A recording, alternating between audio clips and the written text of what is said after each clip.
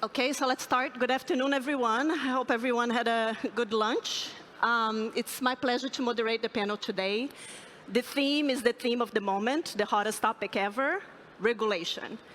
I joke about this, but regulation in fintech is indeed super serious because we're talking here about money, everybody's money, the money that you guys put in accounts, how the money is treated, what happens, what kind of regulation, or regulation is a bad word. Let's say the way I think about this is cops coming in to a party and making sure that nothing's happening at the party that shouldn't be happening, and that the houses around the place where the party is are okay and not going to fall apart because something happens at the party. So I think it's a super important topic. And let me here introduce our panelists. Yana Dimitrova, she's the chief executive of OpenPaid, and that's a digital banking platform that serves companies. Basically, the selling proposition is that it helps clients move money efficiently, faster, and cheaper cross-border. And they provide the infrastructure for that to happen in a smooth and optimal way for the clients, right? Hope that's right. Thanks. Yana is a great person to talk about here because her background is in law. So that's always helpful. Then we have Okezue Bell. Okezue Bell is the founder of Fidutam. Fidutam is a fintech based in the US. And he probably has a better explanation for this than I am, because it's super I find it sophisticated and a bit complicated. But it uses blockchain technology to basically make help communities, marginalized communities, people of color, immigrants, to be able to have access to bank accounts or to have access of a payment process, and that is cheaper than the usual, if you go to a bank and get a bank account and pay the fees that you pay. Please say more if you feel like you want to explain a bit more. But he created this, by the way, as he's in high school. You're 15, correct? Which is pretty impressive because I did nothing in high school, so awesome. And they say Fidutam is in funding phase, so it's not it's not out there working yet. And then we have Raphael Jonen, and he's the co-founder and CEO of Ox Money, which is a German digital platform that connects investors with pre-approved borrowers. So basically, the idea is that scrap the banks, right? You're take the banks in between, and he just links people who need to borrow money with investors who have the money, and the idea is that the borrowing is going to be cheaper and the investors are going to have a better deal. Hope that's okay. So anyway, let's start with the panel, and the first question I actually to ask is, we are talking about regulation in fintech. Is there a difference between regulation in fintech and regulation for a regular bank? Rafael, can I ask you this question? I think one of the decisions every fintech has to make, we all operate in highly regulated areas. So one of the decisions for every part of the value chain is whether or not we are regulated ourselves or whether we work with a service provider that is regulated and which basically extends the regulation onto the fintech. To give you an example, Ox Money chose to work with a partner bank for the credit license. In order to give out a loan to consumers in Germany, you require a banking license, which is different from the UK, for example. One of the decisions we have to make is, do we become a bank being regulated ourselves, or do we work with a credit provider that is a regulated bank? And obviously, they will then extend their requirements towards the regulator onto us. Open banking is another example. So we use open banking data, bank account data, in order to make way better credit decisions than the traditional, more credit bureau-based methodologies. And therefore, that's also a highly regulated area as a result of PSD2. And again, you can be the subject of regulation yourself or work with dedicated providers. So I think there is no separate regulation for fintechs versus banks. I think we all fall under the same umbrella. It's just a question who within the whole ecosystem is the regulated subject, but everybody has to fulfill the framework of regulation. There's no exceptions to that. Jana, you have your business is around, is spread around. So you're dealing with, because you complicate things further, it's not only that there may be some differences between regulation of fintechs and regular traditional banks, but also, depending where you are, the regulation is different. You had to experience like dealing with a ton of different regulators. Like how, can you talk a little bit and thinking about the audience, and maybe there are some people here thinking about already, in the concept of a fintech and trying to figure out how am I going to deal with this, men in suits, men and women in suits. Very, very happy to. But if I may, I'd like to go back to one of the points that Raphael made, and I would hate to start the conversation with a disagreement there, but I would have to disagree on probably that thesis around there being no difference between the regulation for fintechs and the regulation for banks. I completely agree with you that we all fall under the same umbrella, but ultimately for a bank, for a credit institution, this is really the highest standard when it comes to compliance and governance framework. The other very important point I agree for every business is whether to go down the path of becoming a bank themselves or actually find an infrastructure provider, the infrastructure provider that has the right license, in that case the banking license, in Raphael's case the banking license, and the right technology in order to be able to support them what to do. And that is a critical decision for every business to make. And that brings me, I guess, to your second question about the differences in different jurisdictions across the UK, across Europe, and how regulators approach the topic, and it is largely different. From our experience, and I can say this within the context of Brexit, we had to do some forum shopping, the so-called forum shopping, meeting a number of regulators across Europe to find a home for our business after Brexit. And I think the one thing for businesses to consider is really the level of maturity in a given jurisdiction and the amount of experience that a regulator has when it comes to giving a certain type of licenses. And it doesn't matter if it is an e-money license, a financial services payments institution, or a banking license, because the more experienced the regulator is in the greater number of licenses in a given jurisdiction, the more practical approach when it comes to authorization and supervision, and therefore the more open to business and supportive of business growth a regulator is. Right, okay. Along those lines, like how is it to deal with regulators? Can you describe a little bit, what does it take? Like, what do you think matters when you show up to a regulator and say, I want to set up this business, what do I have to do? Very happy to, and I guess, again, that I can speak on the basis of our experience within the context of Brexit, but also within the context of upgrading our business to become a bank in the future. I think first and foremost, what is really important in communication with any regulator anywhere in the world is having a very open and proactive approach. Even in the phase of thinking about becoming regulated, the best thing to do is reach out proactively, seek a meeting, and start by explaining what need within the market are you trying to satisfy, what is really the demand, what is missing currently within the market, how are you going to build this from a product, from a technology perspective, and very clearly what is the path to profitability. I think the one thing that has changed over the course of the last 24 months with COVID is the priorities within the agenda of regulators. If prior to that period, for example, in the UK, the absolute top priority was promotion of competition, fostering new and different business models, right now we're seeing a very clear shift where regulators are really no longer happy seeing businesses that are burning investor money year after year after year without a clear path to profitability.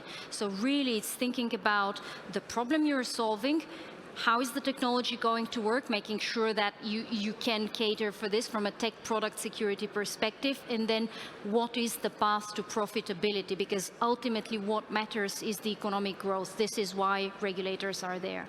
And to add to that, I think there's another aspect, which is time to market. So very often you find yourself at the beginning, we say we want to launch the product, you choose to work with a regulated entity, with a banking as a service provider, for example, in the absence of your own banking license, because you feel like you can go to market quicker, and actually a lot of the stuff, including core banking system, has already been built, and that will take you a lot of time. But over time, you find out actually that A, the economics would be more attractive going via your own license, for example, and B, you have more flexibility to build product because you don't operate under the limitation of a banking as a service provider. So I think there's also a shift over time towards taking regulation onto yourself. Okay, okay. Okay, so you are, how are you thinking about dealing with regulators? And now you are based in a country where regulators are pretty tough. At the same time, your technology is based on blockchain, which is like the idea that it regulates itself, right? So how do you think about it, like when you think about, as you're planning your fintech? Yeah, so what's interesting is that most blockchain systems have to comply with something called the Bank Secrecy Act, right? So there's a lot of reasonable regulations, like with counterterrorism or anti-money laundering, for example. But at the same time, I would say that sometimes these regulations do stifle innovation, especially within the United States. And we're seeing that actually even being reflected in just the normal banking system, especially because the US's economy is very, very important to them as a country as a whole. And in addition to that, it's also very fragile. Like we saw some changes and decreases as the COVID-19 pandemic hit and how the economy was affected. So when you have some new technology like fintech coming into the space, there isn't going to be a lot of trust in it, especially with the recent hacks and all of those issues. So it's interesting with blockchain. One of the main problems is that most blockchain implementations still kind of have middlemen, essentially. So there's still sort of a central organization, even though the entire premise of blockchain is that it's decentralized. So when you look to a lot of great solutions like MetaMask, things from Consensus, there are still sometimes kind of central organizations that are happening. And so to bypass that, Fidutam is really trying to develop something that's completely independent by partnering with these banks, but not introducing them as kind of a central authority, but instead just using their services to license out to our target demographics. Okay. Can I ask on a parenthesis, like, how did you come up with this process and this concept in high school? Yeah.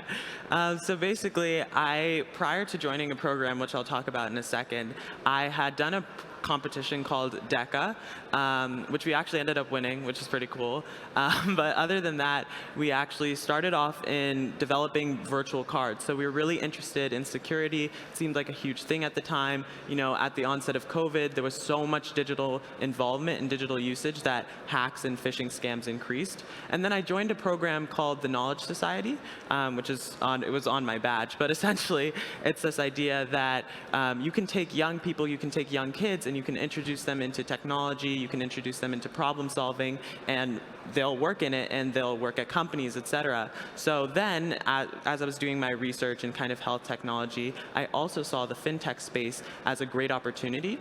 And one of the people who's actually on my startup's team, his name is Aksh, he was from India, and he talked about some of the difficulties he had immigrating into the US and integrating with the banking system, especially from a monetary standpoint. So with that, we realized that there's a huge need for millions and millions of people across the world. Over 60 million in just North America are currently unbanked or underbanked. So seeing this as a huge problem, we decided to take it on and tackle it. Very cool. Jana, you guys are creating services for cryptocurrency businesses, right? That's one of the industry verticals that we service. Right. That's a new thing. Can you explain a little bit what that is? And also, I mean, cryptocurrencies are the next thing the regulators are going after, right? They really want to regulate the space. They are confused about how to do it, but like it's very clear something's coming do you feel nervous about, stepping that arena when this regulation is coming? What do you expect out of? Sure. Let me maybe just start by explaining with a few words what is it that we do for companies that offer digital currencies. We are a banking as a service provider, and what that means is that we allow companies to be able to receive and send money from their customers through different payment schemes, whether this is cards, whether this is local international schemes like faster payments in the UK or SWIFT, whether it's open banking payment initiation, it doesn't really matter. So when it comes to cryptocurrencies or virtual trading platforms, we would typically enable the fiat on and off ramp. Now, going back to your second question around regulation and whether that makes me nervous, not at all. It's actually the opposite. I believe that this is a great opportunity, and the more mature the industry becomes, the quicker the growth in a way and more sustainable the growth is going to be. I think regulation when it comes to digital currencies is absolutely inevitable. It's a matter of time, and to a large extent we do welcome this because that is going to enable the triage between the companies that have a sustainable business model and that are, I guess, doing the right thing when it comes to transaction monitoring and anti-money laundering and transaction limits and know your customer and all of that framework, versus those that are growing simply because of the lack of those checks and balances.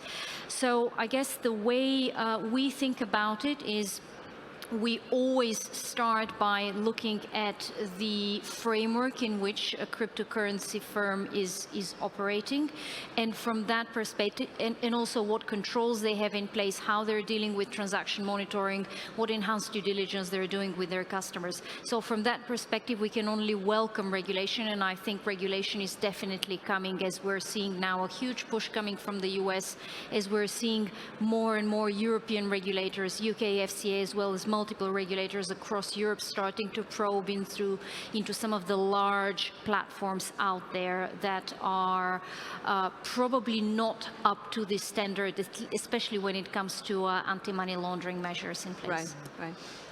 I think we had an interesting, very brief conversation on the backstage about innovation versus regulation, right? And I think as a consumer, I think I want innovation, so I want products, they're great for me, they're easy to use, etc. But I also want the guarantee that there's someone back there making sure that the guys who hold my money are not messing up. Not that traditional banks don't mess up, so it doesn't mean necessarily that regulators will prevent that 100%.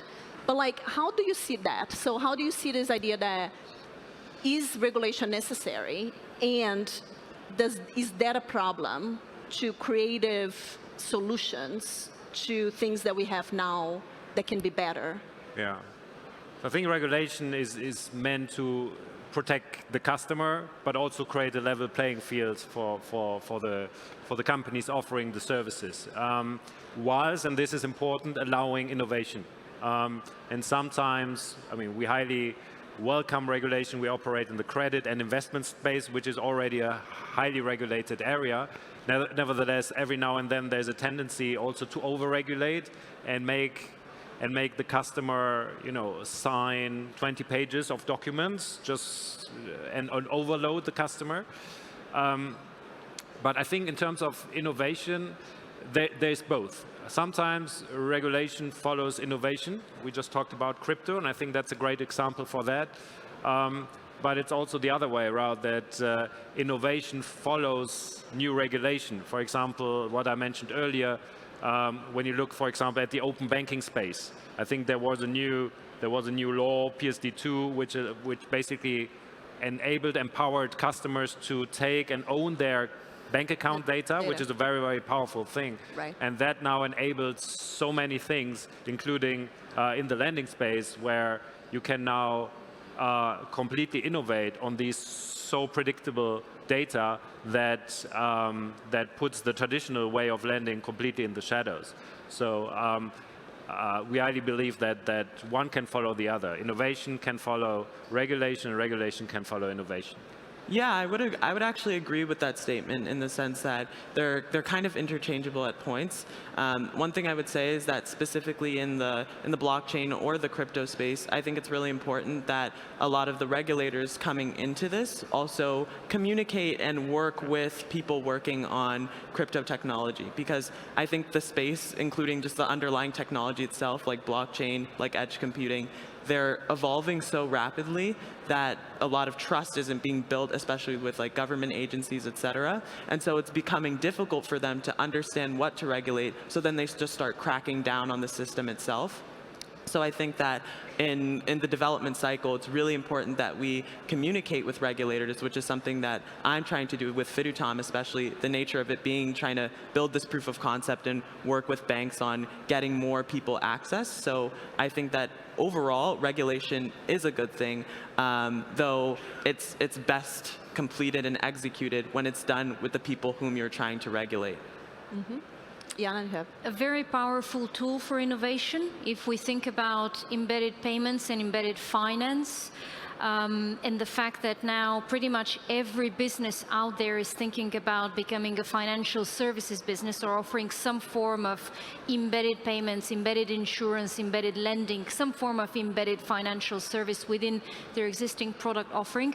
That is only possible today because of the regulatory developments across Europe over the last few years, whether it's the Second Payment Services Directive, whether it's the opening up of the technology standards and generally introducing the technology standards so that banks now can be connected to any payment service provider out there. So I think we have had a very favorable environment over the last few years that is now really at the heart of innovation, at the heart of embedded payments and banking. Equally, that being said, the applications that we will see when it comes to embedded payments and embedded finance will be ahead of what the regulator had in mind when they were thinking about open banking, the RTGS standards, and the Second Payment Services Directive. So I think what we will see is that with the application of embedded payments and financial services in general over the next few years, the risk is going to go up inevitably for the consumer, and therefore regulation will have to follow and make sure that we catch up, because ultimately the more integrated a customer experience is, the higher the risk when it comes to highly regulated financial services products. Got it. Well, I wish we had more time. We don't. You know, I'm sure everybody's going to be happy to talk to whoever wants after this, if you guys have follow-up questions. Thank you so much for listening, and I hope you guys have a good, you know, end of Web Summit. Thanks a lot. Thank you so much. Thank you. Thank you.